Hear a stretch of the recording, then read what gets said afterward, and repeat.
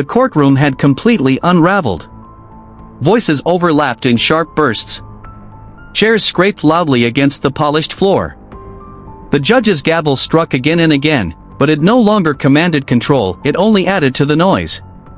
Guards rushed forward as the collapsed dog lay motionless in the center of it all, its body still, its presence suddenly more dangerous than anyone had realized. Tell us where you're watching from and the name of your dog for a shout-out in the next video. Daniel didn't look at the chaos. He looked at Atlas. And Atlas wasn't looking at him the same way anymore. There was no confusion in his eyes. No fear. No instinctive loyalty. There was distance. A quiet, unsettling distance that made Daniel scared. Atlas, he said softly, almost like he was afraid of the response. There was none. The leash felt heavier in his hand, like it no longer connected them the same way it used to. Then his radio crackled again, louder, more urgent this time. The voice on the other end was strained, almost breaking.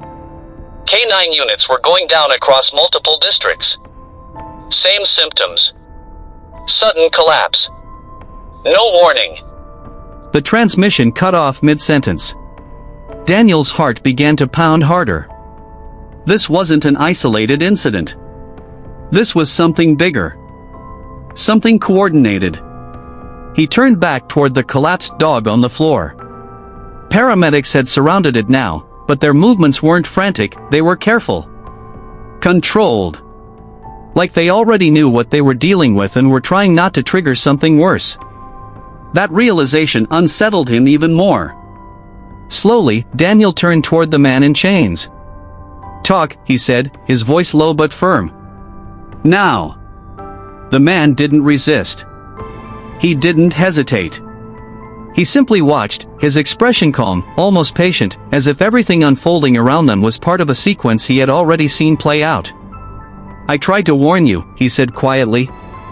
Warn me about what? Daniel snapped, frustration breaking through. The man tilted his head slightly, his eyes briefly shifting toward Atlas before returning to Daniel. Not about the dog, he said. About the system. Daniel clenched his jaw. None of this felt real anymore. You're not making sense. The man's expression didn't change. You're just remembering too slowly. That word again. It pressed against Daniel's mind, stirring something buried deep beneath layers he didn't know existed. Fragments flickered, images without context, moments without clarity. Then the man spoke again. 3 years ago, you weren't just working with missing persons. Daniel froze. That part was true. But everything after that was blank. You were assigned to a joint task program, the man continued. Experimental. A sharp pulse ran through Daniel's chest. Something about that word triggered something. A memory began to form, faint, distant. A sterile facility. Bright white lights. Rows of cages. Dogs. You evaluated your behavioral response, the man said. You signed off on it. Daniel shook his head instinctively, but it felt weaker now. No, that's not possible. They told you it was for detection, the man continued calmly. Bombs. Narcotics. Biological threats. He paused, letting the weight of his next word settle. That wasn't the real purpose. Daniel's breathing slowed, but not from calm, this was something else. Something heavier. What was it? He asked quietly. The man leaned forward slightly. To create carriers. This time, the word landed differently. Because now, it made sense. Daniel turned slowly, his eyes locking onto the collapsed dog again. The surgical scar. The unnatural stillness. The controlled handling by the paramedics. They implanted something, Daniel whispered. The man nodded once. Not just in that dog. His gaze shifted deliberately. Toward Atlas. Daniel's grip tightened instantly. No. But Atlas didn't react. Didn't move. He simply stood there, watching Daniel in silence. They used K9 units because no one questions them, the man continued. They move freely. Through airports. Across borders. Into secure areas. Daniel's thoughts began to connect rapidly. That's why Atlas reacted in the warehouse, he said slowly. The man nodded again. He wasn't detecting the fire. A pause. He was detecting the container. The documents. The names. The coordinates. Insurance. Daniel felt the realization hit him all at once. You stole those files, he said.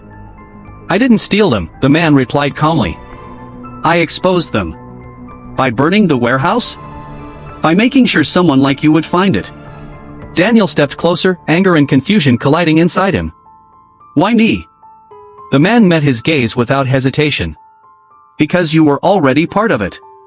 Silence fell between them. Heavy. Unavoidable. Daniel's grip on the leash loosened slightly. Atlas took a small step back. That single movement said more than words ever could. Then the radio came alive again, sharper this time, cutting through everything. All units, immediate directive, contain all K9 personnel. Repeat, contain all K9 units. Do not approach without hazmat clearance. Daniel felt something drop inside him. Contain. Not protect. Not assist. Contain. He looked around the courtroom and noticed the shift immediately. Guards were repositioning, not toward the prisoner, but toward him. Toward Atlas. Slowly. Carefully. Like they had just received the same order. Daniel stepped back instinctively. What did you do? He asked.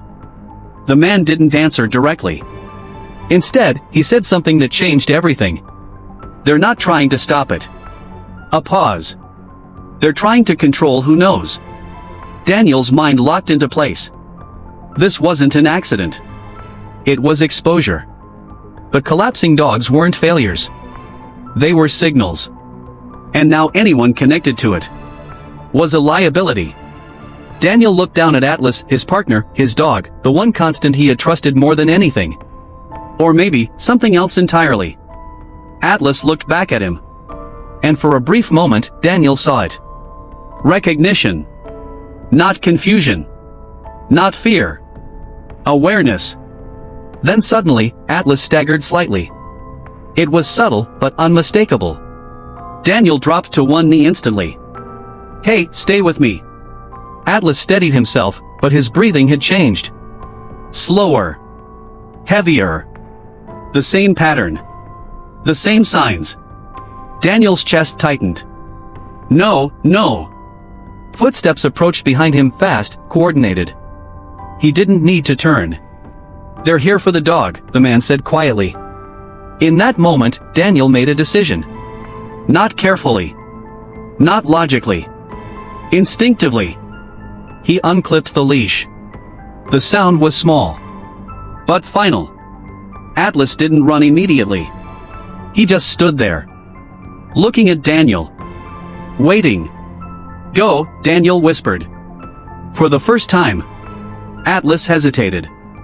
Then he turned. And ran. Straight through the side exit as alarms began echoing through the building. Stop that dog, someone shouted. But it was already too late. Atlas was gone.